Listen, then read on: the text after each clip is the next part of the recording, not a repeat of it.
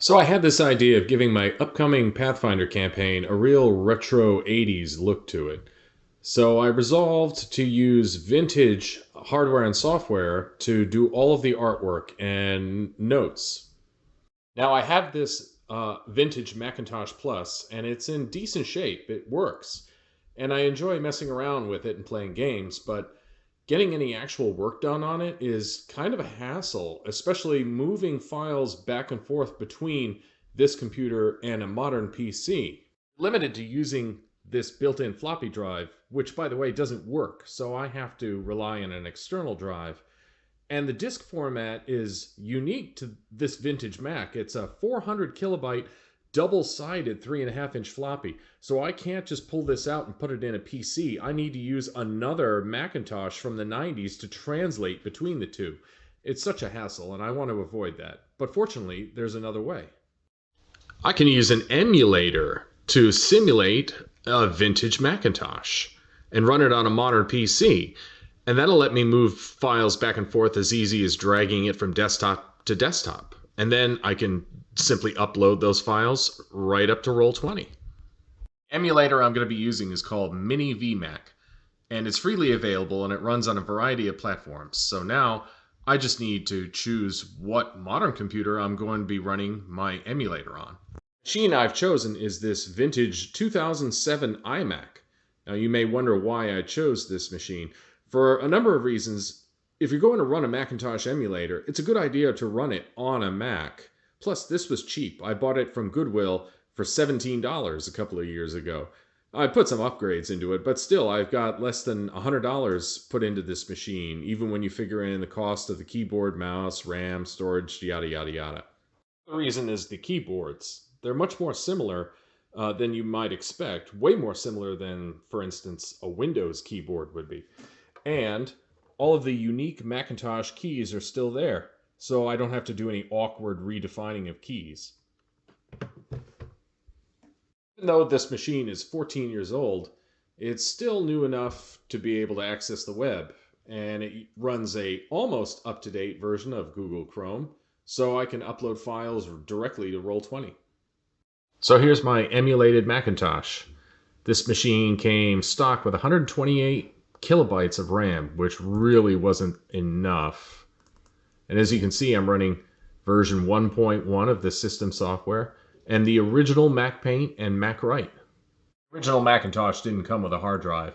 You were forced to run it off of floppies, and the floppies were very small, so it was not unusual to split your work up among different disks. You'd have a separate one for painting, and one for writing, and one for maybe spreadsheets.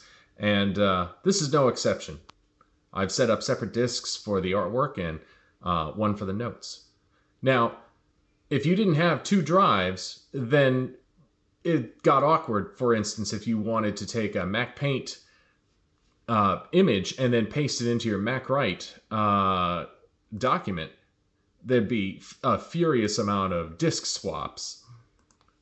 So an extra drive was often the first upgrade that many Mac users invested in, but it was $500, so you better have the scratch. One of the nice things about running this in emulation is that it runs far faster than a normal Macintosh would. Everything opens instantly, which is very helpful. Thing that's nice running in emulation is that I can use modern USB peripherals like this drawing tablet. Now, I bought this new a few years ago, but you can pick one up on eBay for about $15, $20 these days. And it makes drawing a lot easier. Blah. I'm done with the drawing, I can use this handy utility called ExportFL to move files from my emulated Macintosh to my host machine. You'll see a window pop up, and this lets me put my artwork on the desktop of my host machine. Very handy. There's one problem though, and that is I've just exported a MacPaint document. Now Roll20 doesn't know what MacPaint is. Heck, even my 2007 iMac doesn't know what MacPaint is. No respect for your elders. So somehow we have to convert this to something more up to date.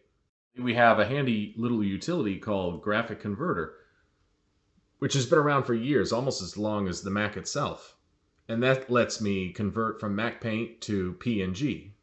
We have a nice little PNG of our map,